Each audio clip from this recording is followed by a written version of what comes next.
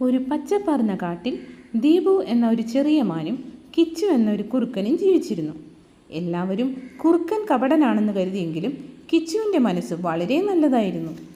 ഒരു ദിവസം ശക്തമായ മഴ പെയ്തു.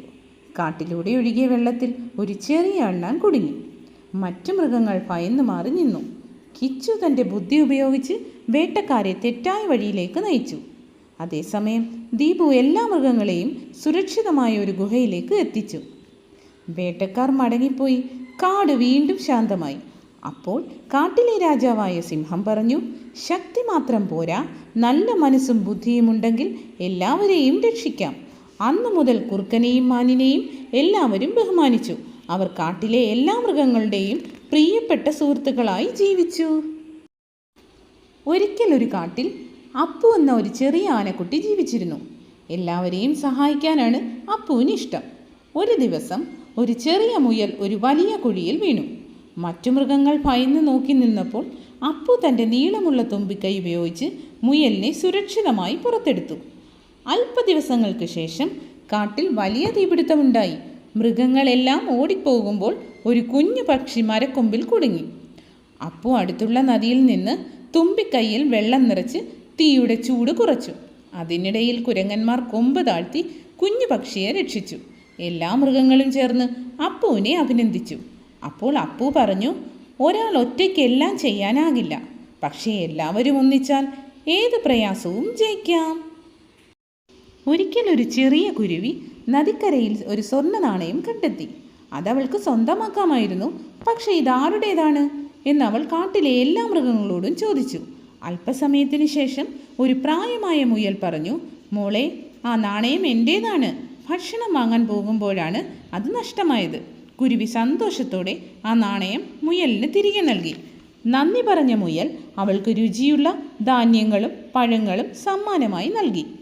ആ ദിവസത്തിന് ശേഷം കാട്ടിലെ എല്ലാ മൃഗങ്ങളും കുരുവിയെ വിശ്വസിച്ചു. അതിനുശേഷം എന്തൊരാവശ്യം വന്നാലും മൃഗങ്ങളെല്ലാവരും കുരുവിയെ തന്നെയാണ് സഹായത്തിനായി വിളിച്ചിരുന്നത്. ഒരു മനോഹരമായ ഗ്രാമത്തിൽ രാഘവൻ എന്ന ഒരു പാവപ്പെട്ട കർഷകൻ ജീവിച്ചിരുന്നു.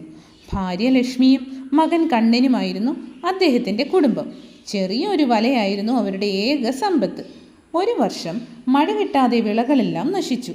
വീട്ടിൽ ഭക്ഷണം പോലുമില്ലാത്ത അവസ്ഥയായി. എന്നിട്ടും രാഘവൻ പ്രതീക്ഷ കൈവിട്ടില്ല. ഒരു ദിവസം വീട്ടിലേക്ക് മടങ്ങുമ്പോൾ വഴിയിലൊരു പ്രായമായ അപ്പൂപ്പനെ കണ്ടു. അദ്ദേഹം വളരെ വിശന്നിരുന്നു. മോനെ, എന്തെങ്കിലും ഭക്ഷണം കിട്ടുമോ? അപ്പൂപ്പൻ ചോദിച്ചു.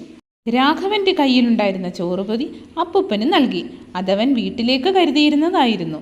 അപ്പൂപ്പൻ സന്തോഷത്തോടെ ഭക്ഷണം കഴിച്ചു. പോകുമ്പോൾ ഒരു ചെറിയ തുണിസഞ്ചി രാഘവന് നൽകി. ഇതിൽ ചില വിത്തുകളുണ്ട്. നല്ല മനസ്സോടെ വിതച്ചാൽ നിനക്ക് അനുഗ്രഹമാകും. രാഘവൻ വീട്ടിലെത്തിയ ആ വിത്തുകൾ വയലിൽ വിതച്ചു. ദിവസവും വെള്ളമൊഴിച്ചു. കഠിനാധ്വാനം ചെയ്തു. കുറച്ചാഴ്ചകൾക്ക് ശേഷം അത്ഭുതം സംഭവിച്ചു. വയൽ നിറയെ ആരോഗ്യകരമായ പച്ചച്ചെടികൾ വളർന്നു. കുറച്ച് മാസങ്ങൾക്കുള്ളിൽ സമൃദ്ധമായ വിളവായി. രാഘവന് നല്ല വരുമാനം ലഭിച്ചു. എന്നാൽ അദ്ദേഹം പണം സ്വന്തമായ ആവശ്യങ്ങൾക്ക് മാത്രം ഉപയോഗിച്ചില്ല. ഗ്രാമത്തിലെ പാവപ്പെട്ട കുടുംബങ്ങൾക്ക് അരിയും പച്ചക്കറിയും സൗജന്യമായി നൽകി. കുട്ടികളുടെ പഠന ചെലവിനും സഹായിച്ചു. ഒരു ദിവസം അതേ അപ്പൂപ്പൻ വീണ്ടും വന്നു. രാഘവ, യഥാർത്ഥ അത്ഭുതം വിത്തിലായിരുന്നില്ല, നിന്റെ നല്ല മനസ്സിലായിരുന്നു. അന്നു മുതൽ രാഘവൻ ഗ്രാമത്തിലെ എല്ലാവരുടെയും പ്രിയപ്പെട്ട കർഷകനായി.